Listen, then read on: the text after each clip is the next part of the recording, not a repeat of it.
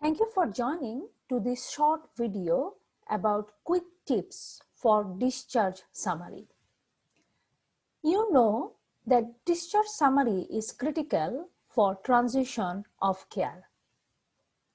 In this video, I will talk about the important elements of discharge summary as well as couple of tips which you can follow that will help you to save your time and write a concise discharge summary. So let's dive in. Elements of complete discharge summary must be, first of all, discharge diagnosis. The discharge summary is not complete without the discharge diagnosis.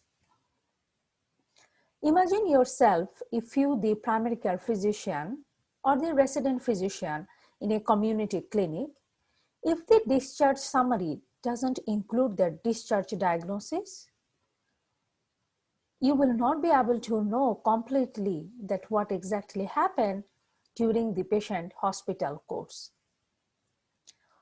It should include all discharge medications. Also, the medication which were stopped during their hospital course, as well as the doses change. Arranged medical follow-up.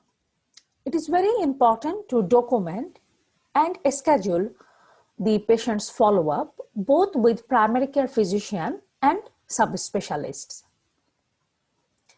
Consultant's recommendations. Discharge summary must include the consultant's recommendation. For example, maybe orthospine is recommending the patient to use a brace or any activity restriction. It must be included in the discharge summary. It must be included under the patient education. And these recommendations must also need to communicate verbally to the patient and with their family member. I always make sure to update patients' one family member who is really closely involved with patient care, of course with patient permission, to let them know about these recommendations, about the diagnosis as well as the medication changes. Any significant discussion. If you discuss about any kind of particular recommendation, always make sure that you are documenting it. Pending labs.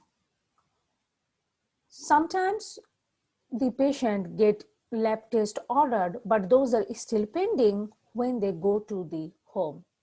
Take the ownership. Follow up the lab, and if the patient is going to follow up with any subspecialist and you have already discussed with them that they will follow up with the lab during the follow-up appointment, make sure you are telling the patient about it as well as documenting it under the discharge summary and under patient instruction. Warning sign or symptoms and how to respond it. Depending on patient's discharge diagnosis, hospital course, what medical conditions or what warning symptoms patient can develop, summarize it. It may be in few lines so that they can be cautious and they can call their primary care physician or call the 911 if those warning signs happen.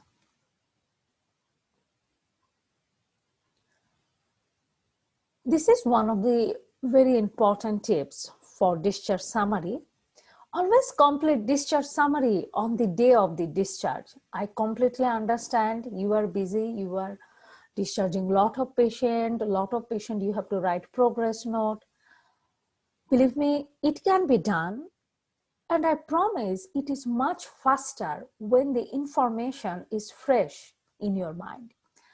So rule of thumb, always complete discharge summary on the day of the discharge. I cannot stress enough how important it is. After you write the discharge summary about your patient, make sure to route this discharge summary to the PCP or primary care physician. If you know a couple of other consultants, always try to do that as well. Now it is much easier because previously we need to fax the discharge summary. Now in the electronic medical record, you can tap on the route button and send the discharge summary to the primary care physician. I will also highly recommend you to complete the patient's discharge summary before they go, if they are going to any facility, so that nurse can print and give it with them. I think it is much easier for the accepting physician, and they will have an overall idea why the patient was there.